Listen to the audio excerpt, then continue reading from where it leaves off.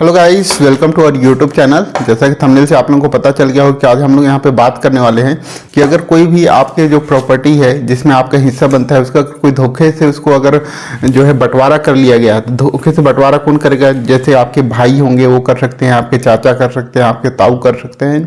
कई लोगों में से कोई भी अगर आपको वहाँ पर बंटवारा कर लिए हैं जिसमें आपको वहाँ पर पता नहीं चला, आपको धोखे से आपको बिना बताए हुए कर लिए हैं, तो उस कंडीशन में आप उस प्रॉपर्टी को वापस पा सकते हैं। वह वहाँ पर वैलिड नहीं माना जाएगा। तो उसके बारे में पूरा डिटेल से देखेंगे तो वीडियो में लास्ट तक बने रहिएगा। वीडियो अच्छा लगे तो वीडियो को लाइक, चैनल को सब्सक्राइब कर लीजिए। मैं advocate Om Prakash and forensic expert OP Sahu and associate law firm Ambikapur से आप सभी लोगों का स्वागत करता हूं। अगर आप लोगों की कोई भी कानूनी समस्या है और आप लोग मेरे थ्रू पर्सनली कंसल्ट करना चाहते हैं तो डिस्क्रिप्शन बॉक्स में एक व्हाट्सएप नंबर दिया हुआ है जिसके थ्रू आप लोग अपॉइंटमेंट बुक कराते हुए मेरे से बात कर सकते हैं।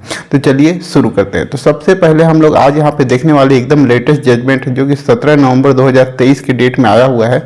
तो उसका आप लोग यूज करते हुए अगर आपको कोई भी जो है अगर बिना बताए हुए अगर बंटवारा कर लिया गया है, ठीक है, जिसमें आपको पार्टी नहीं बनाया गया, तो उस कंडीशन में आप वहां पर से उसको कैंसिल करा सकते हैं। उससे पहले आप सभी लोग से एक रिक्वेस्ट है कि आप लोग जो है वीडियो को तो देखते हैं बट यहाँ पे सब्सक्राइब नहीं कर रहे हैं। तो आप लोग ओनली सिर्फ 5% लोग मेरे वीडियो को अभी तक सब्सक्राइब किए हुए हैं जितने लोग देखते हैं उसमें से। तो आप सभी लोगों से रिक्वेस्ट है कि आप सभी लोग चैनल को सब्सक्राइब कर लें और ज़्यादा से ज़्यादा लोगों तक इसको शेयर कर ताकि सभी लोगों को यहाँ पे इन्फॉर्मेशन मिल सके और मेरे को भी अच्छे से सपोर्ट मिल सके ताकि मैं इसी के तरीके का और भी इन्फॉर्मेटिव वीडियो आप सभी लोगों के लिए ला सकूँ। तो चलिए देखते हैं आज का जो जजमेंट है उसके बारे में। तो उससे पहले हम लोग कुछ चीज़ें यहाँ पे समझ सकते हैं कि जो बंटवारा होता है, बंटवारा दो प्रकार का होता है। एक तो कोर्ट के बाहर ही हो जाता है और एक कोर्ट के अंदर होता है। जब आपसी समझौता के आधार पर कोई बंटवारा होता है तो कोर्ट के बाहर हो जाता है, वहां पे आप लोग डायरेक्टली अपने खुद से बंटवारा कर सकते हैं। पटवारी के पास जो जाके आप लोग अपने अपने हिस्से को अलग अलग करा सकते हैं और सहमति के आधार पर। यहाँ पे कोई भी प्रकार का वहां पे कोर्ट वगैरह में जाने की जरूरत नहीं है। और दूसरा है कि अगर कोई भी वहां पे जो है तैयार नहीं होता है या किसी का डिस्प्यूट होता है आपस में, तो उस कंडीशन में वो लोग बंटवारा के लिए कहाँ जाते हैं? कोर्ट में जाते हैं। तो जब कोर्ट में वहां पे बंटवारा के लिए जाते हैं तो उस कंडीशन में जो है आपको बहुत सारे लोग चालाकी करते हुए या तो शायद उनके लॉयर जो है वो उनको मिसगाइड कर देते हैं या फिर खुद के वहां पे चालाकी की वजह से करते हैं कि जो प्रॉपर्टी है उनमें उनको ज्यादा हिस्सा मिले। कैसे करेंगे? या तो हो सकता है कि जो उसके पार्टी हैं, जैसे उनमें उनकी बहन होंगे या जो उनके भाई होंगे, तो उन लोग का या उनके भाई के बच्चे होंगे तो उन लोग का वहाँ पे नाम नहीं डालते हैं, उनको वहाँ पे मिसगाइड करते हुए वहाँ पे जो कोर्ट को अपना वहाँ पे पार्टीशन का सूट लगा देते हैं। मतलब वहाँ पे बताएंगे नहीं कि इसमें कौन कौन से और भी हैं जिनको वहाँ पे हिस्सा मिलना चाहिए, ठीक है। चालाकी करते हुए उस तरीके का पिटीशन लगा देते हैं। दूसरा क्या करते हैं, कुछ चीज़ें वहाँ पे जो प्लॉट है उसको वहाँ पे डालते ही नहीं है, ऑलरेडी वो अपने नाम पे उनके नाम पे होता है और वो जो है बंटवारा के लिए है कि वो पैतृक संपत्ति हो, सभी में उनको हिस्सा मिलना चाहिए, बट उसको वहाँ पे जो है लिखा नहीं जाता है। जो उनके द्वारा प्लान तैयार किया जाता है उसमें उसको वहाँ पे नहीं लिखा जाता है। इस तरीके से वहाँ पे उस चीज़ को छुपाया जाता है और उसको वहाँ पर बंटवारा किया जाता है। तो इस कंडीशन में भी वहाँ पे जो है आपका बंटवारा जो हुआ है वो वहाँ पर से कैंसिल हो सकता है या वो वैलिड नहीं रहेगा। तो इस तरीके का अगर बहुत सारे लोग का एक क्वेश्चन होता है कि जब भी बंटवारा किया गया तो उसमें हम लोग को वहाँ पे पार्टी नहीं बनाया गया, मतलब जब वहाँ पे कोर्ट में केस किया गया तो जो है वो हम लोग को वहाँ पे पार्टी नहीं बनाया गया। जो ही मतलब मान लेते हैं कोई 3 भाई हैं, उसमें 2 भाई को वहाँ पे पार्टी बना के उसको बंटवारा कर लिया गया, उसमें एक भाई है उनको वहाँ पे पार्टी ही नहीं बनाया गया या उनकी जो बहन है उनको वहाँ पे पार्टी नहीं बनाया गया, तो क्या वह वैलिड होगा या नहीं होगा? भले वो कोर्ट का रजिस्टर्ड वहाँ पे ऑर्डर हो, फिर भी वो प्रॉपर ऑर्डर होने के बावजूद भी वह वहाँ पे जो है वैलिड नहीं होगा। तो इसी के लिए यहाँ पे सुप्रीम कोर्ट का एक जजमेंट है। तो इससे पहले हम लोग कुछ चीज़ें यहाँ पे समझ लेते हैं, नेसेसरी पार्टी और प्रॉपर पार्टी, ठीक है। मतलब नेसेसरी पार्टी क्या होती है? तो यहाँ पे जो है सुप्रीम कोर्ट का जो जजमेंट है उसमें भी कहा गया है और जो अभी लेटेस्ट जो केरला हाई कोर्ट का जो जजमेंट आया है उसमें कहा गया है कि जब तक कोई नेसेसरी पार्टी जो है उनको अगर उसमें प्लेंट में नहीं इन्वॉल्व किया जाता है तो उस कंडीशन में जो वहाँ पे जो पार्टीशन सूट है या कोई भी वहाँ पे जो सूट है वो वहाँ पे वैलिड नहीं माना जाएगा। तो नेसेसरी पार्टी क्या होता है उसको हम लोग सबसे पहले समझते हैं। जैसे मान लेते हैं कोई भी प्रॉपर्टी है उसमें जो है 3 हिस्सेदार हैं या जिनको वहाँ पे उसमें प्रॉपर हिस्सा मिलने वाला है। जैसे 3 भाई हैं, 1 बहन है, तो वहाँ पे 4 लोग हो गए जिनको वहाँ पे पार्टी बनाना जरूरी है, ठीक है। तो इसके लिए जो है कहीं पे स्पेसिफिक यहाँ पे कहीं सेक्शन वगैरह नहीं दिया हुआ है जिसमें नेसेसरी या प्रॉपर पार्टी के बारे में बताया गया है।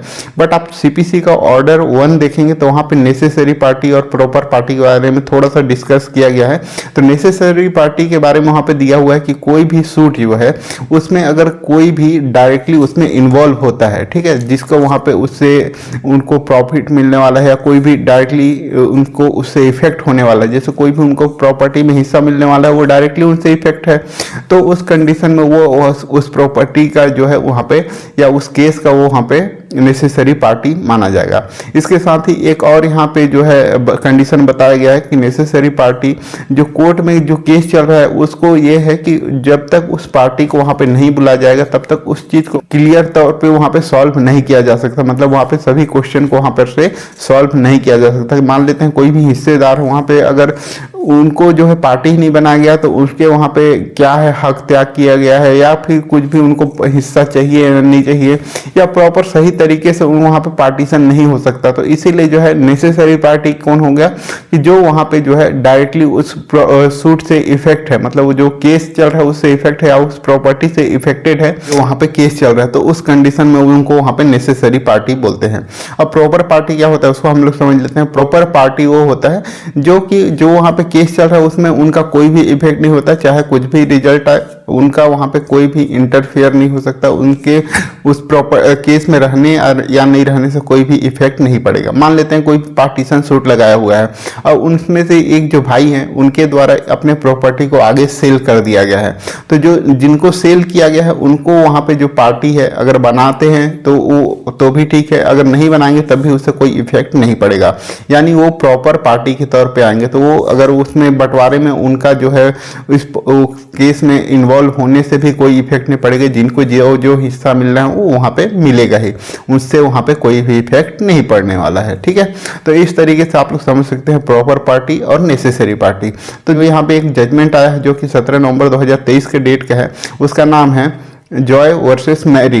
यहाँ पे जो है कि 17 नवंबर 2023 की डेट में आया हुआ है, जिसका यहाँ पे RSA नंबर है, रेगुलर सेकंड अपील नंबर है 1118, ठीक है, 2010 का केस है। तो इसमें जो बताया गया है कि प्लेंटिफ के द्वारा यहाँ पे जो है सूट दायर किया कि उनके जो पिताजी हैं उनके प्रॉपर्टी में उनको हिस्सा चाहिए, और वहाँ पे जो है उनकी एक बहन होती है एनी, जिनको वहाँ पे जो है पार्टी नहीं बनाया गया होता है, क्योंकि उनके द्वारा ये कहा जाता है कि जो जब उनकी बहन की जब शादी हुई तो उस समय उनको जो है उनका हिस्सा वहाँ पे दे दिया गया था, इसीलिए अब उनको वहाँ पे हिस्सा नहीं मिलेगा, इसीलिए उनको इसमें पार्टी नहीं बनाया गया। इसके साथ ही जो रिस्पोंडेंट थे उनका ये कहना था कि दोनों की यहाँ पे जब शादी हो गई, जो या प्लेंटिफ है उनके बहन, दोनों को यहाँ पे हिस्सा नहीं मिलना चाहिए, क्योंकि दोनों के शादी में उनको वहाँ पे उनका हिस्सा दे दिया गया है। तो इस तरीके से जो है यहाँ पे ट्रायल कोर्ट में केस चला, तो ट्रायल कोर्ट ने वहाँ पे जो है रिस्पोंडेंट के फेवर में वहाँ पे जजमेंट दे दिया, ठीक है। इसके बाद जो है उनके द्वारा फर्स्ट अपील वहाँ पे किया गया, तो फर्स्ट अपील में जो है उनके द्वारा जो फैसला था ट्रायल कोर्ट का उसको वहाँ पर से कैंसिल कर दिया गया, और वहाँ पर से यह आदेश कर दिया गया कि जो हिस्सा है वो सभी को, तीनों को इक्वल मिलना चाहिए, जो कि हिंदू सक्सेशन एक्ट के अकॉर्डिंग वहाँ पे आदेश कर दिया गया। और इसी के बाद जो है सेकेंड जो अपील है यहाँ पे केरला हाई कोर्ट में आया, तो केरला हाई कोर्ट ने वहाँ पे उस चीज़ को ऑब्जर्व किया और देखा कि जो इसमें से एक उनकी एक और बहन थी जिनको इसमें जो है पार्टी नहीं बनाया गया था, मतलब वो क्या है उनकी एक जो बहन थी वो वहाँ पे नेसेसरी पार्टी होती है, तो उनको वहाँ पे उस प्रॉपर्टी में जब तक नहीं बनाया जाएगा तब तक वो जो पार्टीशन है वो वहाँ पे वैलिड नहीं माना जाएगा। तो इसी तरीके से जो है केरला हाई कोर्ट ने यहाँ पे ऑर्डर किया कि जो भी जो आदेश हुआ है, जो अपील है, उसके आधार पे हम लोग डायरेक्टली उनके द्वारा जो ऑर्डर किया गया है वो पूरी तरीके से गलत है। तो यहाँ पे जो है उनके अपील को यहाँ पे स्वीकार किया गया और उनको यहाँ पे ऑर्डर किया गया कि फिर से जो ट्रायल कोर्ट में एक केस चलेगा जिसमें जो है जितने भी उसके नेसेसरी पार्टी हैं उनको वहाँ पे इन्वॉल्व करने के बाद उसमें अगर जजमेंट होता है तो वही वो वैलिड माना जाएगा। इस तरीके से जो है केरला हाई कोर्ट ने वहाँ पे जजमेंट दिया।